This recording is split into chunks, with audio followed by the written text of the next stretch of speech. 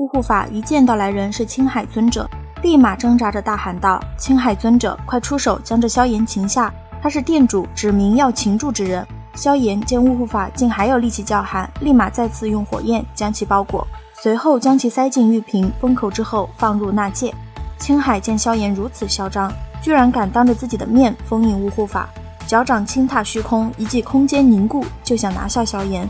天火尊者自然是想要支援萧炎的，但天双子缠得他根本无力分身。这空间凝固，若是萧炎全胜状态，倒是可以挣脱。可萧炎此刻正处于天火三玄变后的虚弱期，眼看着那手掌离自己的天灵盖越来越近，萧炎体内的几种异火开始迅速交融。就在青海的手掌距离萧炎的天灵盖不到 0.01 毫米时，青海的身体被凝固住了。一道清冷声音在这片天地响彻而起：伤了他，你便死。在那道白衣倩影出现的那一刹，青海终于是挣脱了那片凝固的空间，闪电般的收回手掌，然后迅速后退。来人正是已经晋升为斗尊的小医仙。小医仙偏过头注视着萧炎，轻声道：他伤你的？萧炎一笑，淡然的道：放心，让我伤成这样的人，伤势比我还严重10倍不止。小医仙笑了笑，正想开口说点什么，青海却是打断了他。青海表示他乃魂殿之人，抓捕萧炎是上面的意思，希望小医仙想清楚，不要因小失大，得罪一个得罪不起的势力。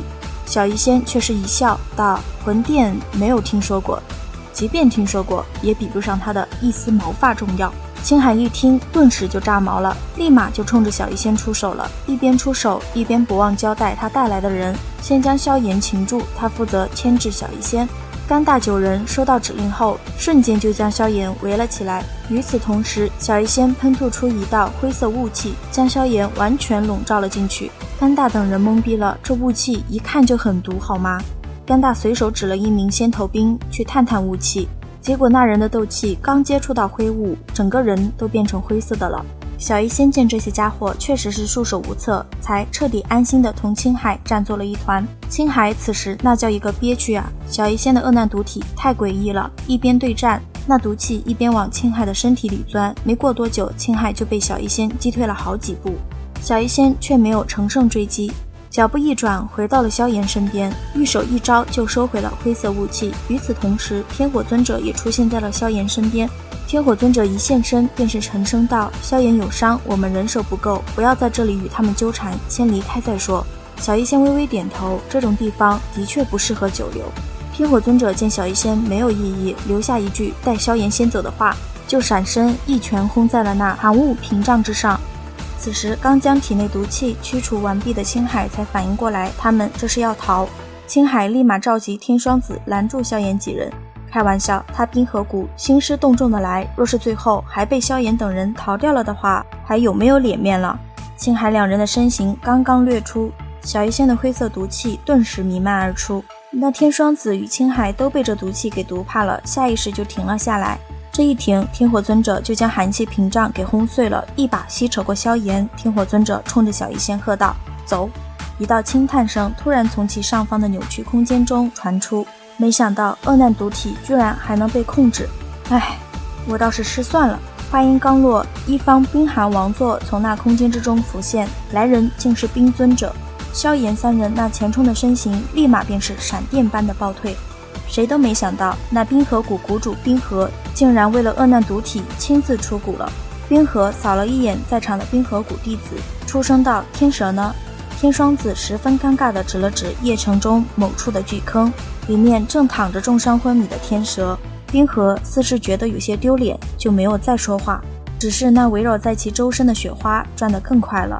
青海冲着冰河抱拳道：冰谷主，那名为萧炎之人是店主亲自点名索要，还望谷主在将他们擒获后，给我魂殿一分薄面，将他交于我。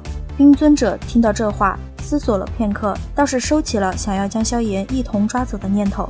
毕竟魂殿那人他当年见过，的确很恐怖，即便是他也是有些忌惮，便承诺道自己只要恶难毒体。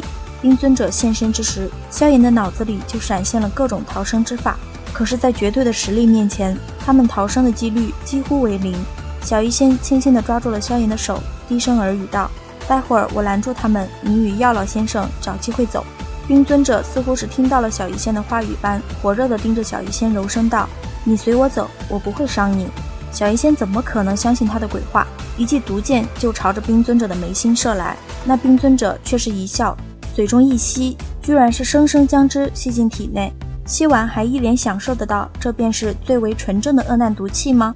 越是这样，我越是想要得到你，得到你后，我的恶难毒体或许也将会变成最完美的。众人都很震惊，冰尊者竟然也是恶难毒体，但其实冰尊者的恶难毒体是后天改造而成的残次品，而小医仙则是天生的纯正完美品。冰尊者一直都想要完善自身的恶难毒体，小医仙自然是最好的选择。换句话来说，冰尊者是真的馋小医仙的身子。只见冰尊者手指揉了揉眉心处的那黑色雪花，然后轻点萧炎一行人，那呼啸的黑色雪花顿时就铺天盖地地对着萧炎三人爆射而去。小医仙与天火尊者立马将萧炎护在身后，协力在面前形成滔天的斗气之墙，黑色雪花却是犹如暗器般嵌入斗气之墙，随后蔓延开，化为了2条狰狞黑龙，崩塌了斗气之墙后，对着小医仙与天火尊者追杀而去。两人身形急退，两股浩瀚的斗气体链自掌心中暴涌而出，与那2条黑龙狠狠地撞击在一起，两者撞击直接轰出了巨大的空间空洞。与此同时，小医仙与天火尊者皆是倒退了将近100米，一招击溃小医仙二人。冰尊者淡淡一笑，随手一挥，那散去的黑龙再度凝聚，竟是直接对着萧炎咆哮着扑了过去。此时100米开外的小医仙二人才刚咽下涌上来的鲜血，根本无法及时救援。就要死了吗？萧炎双眼逐渐变得血红，死也要拉几个垫背的。